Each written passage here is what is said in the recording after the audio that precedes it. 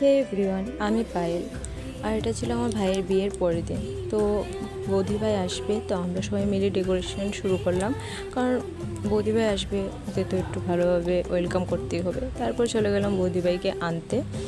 তারপর এখানে মন্দিরে এসে ওরা গাড়ি থেকে নেমে উঠে গেলো বাইকে।